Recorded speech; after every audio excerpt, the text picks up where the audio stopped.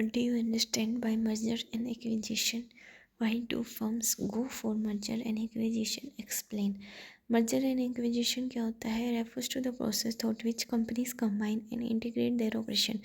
जहाँ पे जो कंपनीज हैं, दो या दो से ज़्यादा कंपनीज हैं, वो कंबाइन कर जाती हैं एक साथ और इंटीग्रेट करते हैं there operation either by merging two separate entities into one और by an one company acquiring another.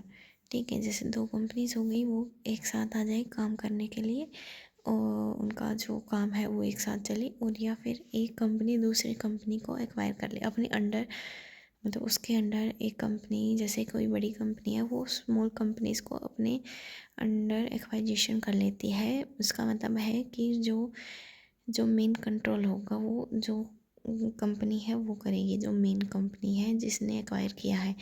उसके बाद आता है मर्जर्स को अलग से डिफाइन किया गया है कि मर्जर मतलब कि होता है कंबाइनिंग ऑफ टू और मोर companies into a single entity.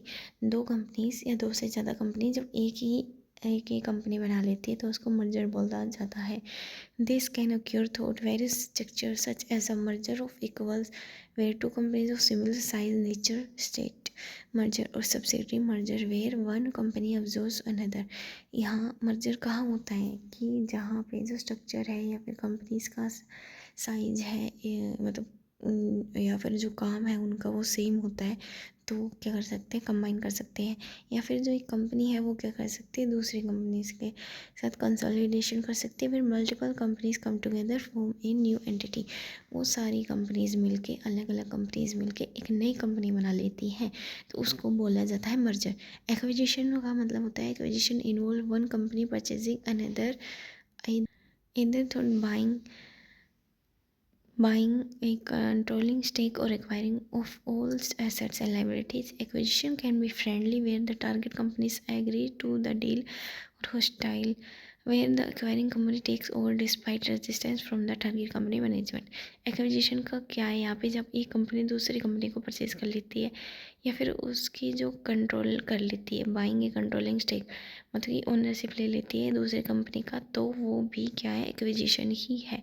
उसकी एसेट्स पे, उसकी लाइबिलिटीज़ पे। Acquisition can be friendly where the target company agrees to deal. जब वो कंपनी, कोई एक कंपनी, ए कंपनी, उसको बी कंपनी चाहिए तो वो क्या करेंगी, खुशी खुशी बी कंपनी क्या कर सकते हैं, उसके साथ डील कर सकते हैं कि हाँ भाई ठीक है, नहीं तो फिर ज़बरदस्ती भी कर सकती है। Where the acquiring company take over despite resistance from the target company management. फिर आता है कि organisation pursue merger and acquisition. और जो ऑर्गेनाइजेशन होती है वो मर्ज और एक्विजिशन क्यों करती है, कि इसके बहुत सारे रीज़न होते हैं। स्ट्रेटेजिक एक्सपेंशन होता है कि अगर उनको एक्सपेंशन करना है, उनको एक्सपेंड करना है अपना बिजनेस, नई मार्केट में एंट्री करनी होती है। या डाइवर्सिटी प्रोडक्ट, उनको जो प्रोडक्ट है वो उसमें और एक्सपेंशन करना है या फिर दूसरे प्रोडक्ट्स में जाना हो।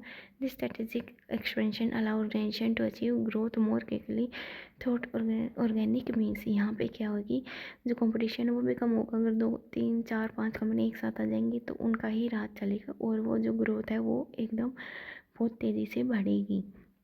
ये होता है स्ट्रेटेजिक एक्सपेंशन, जहाँ पे कंपनीज क्या करती है, एक्सपेंड करना चाहती हैं। उसके बाद आता है सिनर्जी। सिनर्जी का जो मीनिंग होता है वो होता है कोऑपरेशन करना। Merger and acquisition can create synergies by combining complementary resources, capabilities और मार्केट पोजीशन। यहाँ पे ये कहना चाहता है कि जो मर्जर और एक्विजिशन से सिनरीज इसका मतलब होता है cooperation by combining complementary resources. जब जो रिसोर्सेज हैं या फिर जो उनकी एबिलिटीज़ हैं अलग अलग कंपनीज़ की, और या फिर जो मार्केट पोजीशन है, उन सबको मिक्स कर दिया जाए, तो वहाँ पे भी ये एक क्या नाम है उसका, मर्जर एक्विजिशन का एक रीज़न हो सकता है। By leveraging economies of scale, cost efficiency, and revenue enhancement, companies can achieve greater profitability and competition। जब दो और या दो से ज़्यादा कंपनीज मर्जर एक्विजिशन कर लेती है तो वहाँ पे क्या होगा, कॉस्ट एफिशिएंसी होगी, रेवेन्यू बढ़ेगा, और जो कंपनीज हैं उनको क्या होगा, ज़्यादा प्रॉफिट भी होगा और कॉम्पिटिटिवनेस भी कम होगी। फिर आता है थर्ड क्या होता है कि मार्केट कंसोलिडेशन। इसमें क्या आता है, इन मैच्योर और structured industries merger and acquisition can lead to market consolidation, reducing competition and increase market power. Merger and acquisition lead to market consolidation reducing competition. यहाँ पे क्या होगा, जब 3-4 कंपनीज होती है तो वो क्या करेंगी, ज़्यादा एक्सपेंड होती रहती है। अब वो एक ही जगह आ गई है तो क्या हो गया, मार्केट एक एक एक मतलब एक कंसोलिडेशन हो गया है, एक जगह हो गया है, तो वहाँ पे ज़्यादा क्या नहीं, कंपटीशन नहीं है, और जो मार्केट पावर है वो भी उनके पास ही है।